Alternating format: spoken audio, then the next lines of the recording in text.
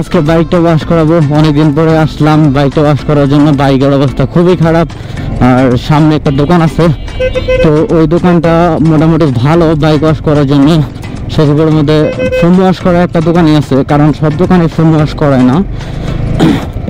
এটা আমার একটা ভাইয়ের দোকান, খুব কম টাকায় ফোম ওয়াশ করা হয়, 150 টাকা ফোম ওয়াশ করা হয়।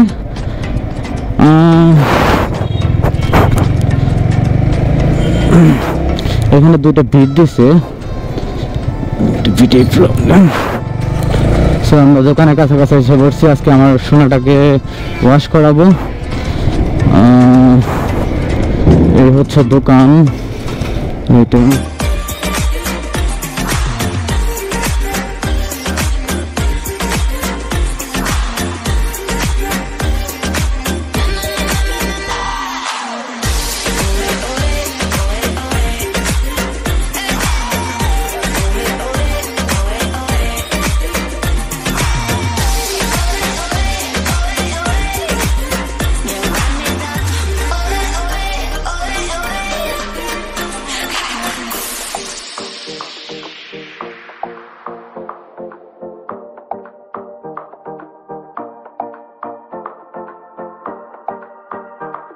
Soundstripe.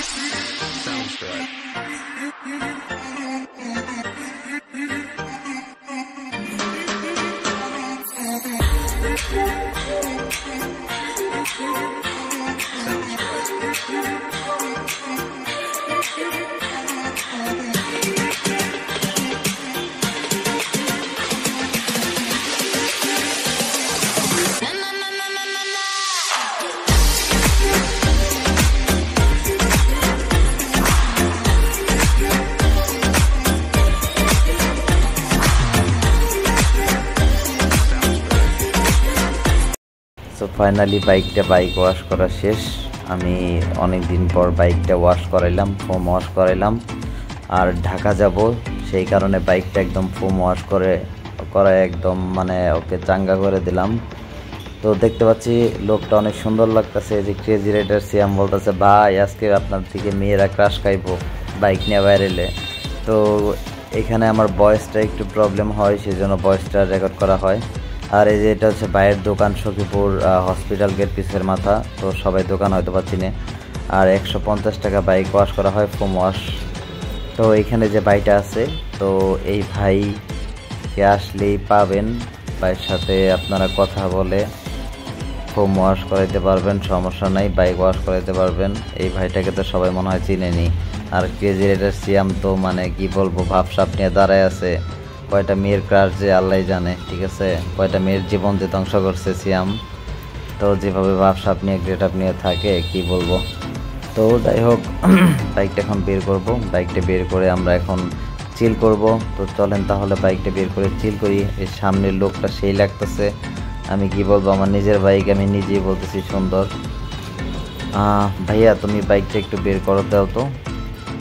তো ও বাইকটা বের করে দেখ, আর আমি হচ্ছে এখন এটা নিয়ে একটু চিল করব।